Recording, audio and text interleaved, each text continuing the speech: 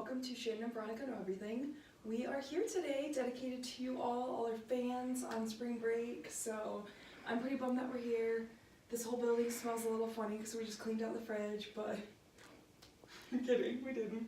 Anywho, so today we're talking about mood stabilizers. When I say mood stabilizers, the main med that a lot of people think of, and you see that on a lot of inpatient psych units, is lithium. And then the next three meds, these are all anticonvulsant meds. And we found out kind of, oh yeah, these treat seizures really well, but they also treat bipolar. So these next three are anticonvulsants used for mood stabilization. And then the next class down here is second generation antipsychotics. Usually we use these for other kind of psychotic conditions, but three of them in particular can be used for bipolar mood stabilization. So to start off with lithium. Lithium is a very interesting med. It needs to be monitored very frequently. Lithium has a very narrow therapeutic index, so the indications for lithium is bipolar maintenance and mania. You can see all these are bipolar maintenance, but then specifically mania. So when you initiate lithium in a patient with mania, it takes 7 to 14 days onset, so you're going to want to bridge it with a more mellow drug, like a second generation antipsychotic or a benzo. The other thing is you have to check the serum drug concentration. I don't know the intervals, but it's very, very frequently at the beginning, and then it kind of spreads out over time.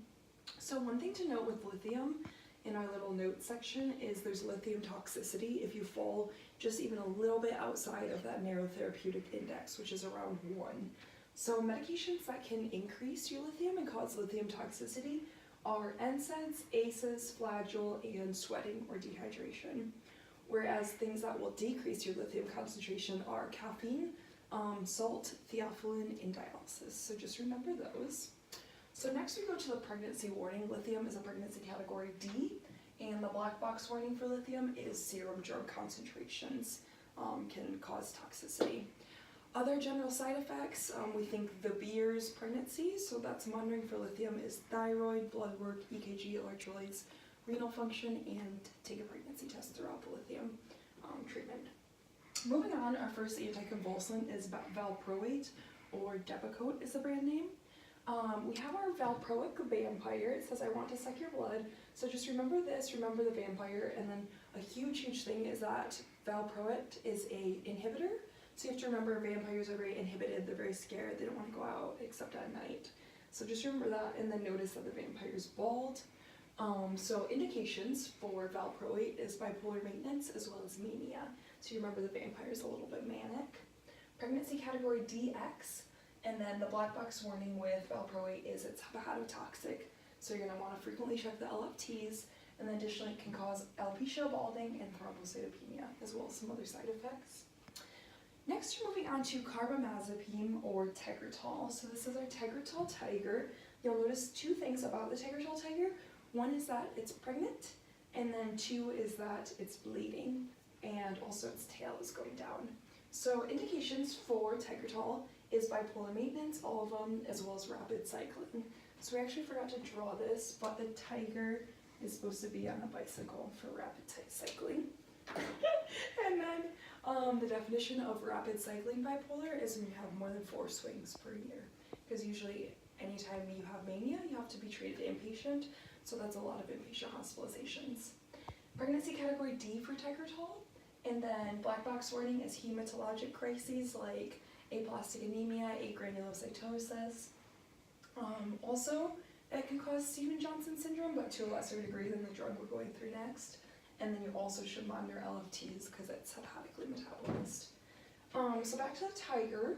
Tegretol is a inducer. So that means it induces metabolism of other drugs. So say I am on birth control and I take Tegretol, it will induce the metabolism of my birth control, therefore rendering it ineffective, and I could get pregnant.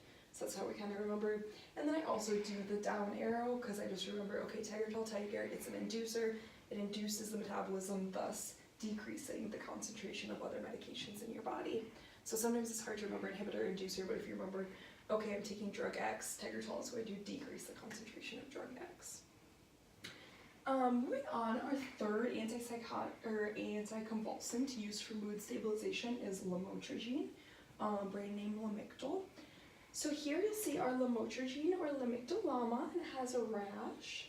So indications, Lamictal is only used for bipolar maintenance. It's helpful with the depression stage, but if any question is asked on exam, bipolar maintenance. Pregnancy category C, so the most benign for pregnant women. And then the big black box warning is Stevens-Johnson syndrome, or TED. We know those are the same thing, just different percentages of total body surface area. So you'll see that our llama has Stevens-Johnson syndrome rash. Moving on to our last category, with bipolar, we can also use second generation antipsychotics, but only 3. So you'll see quetiapine or Seroquel, olanzapine,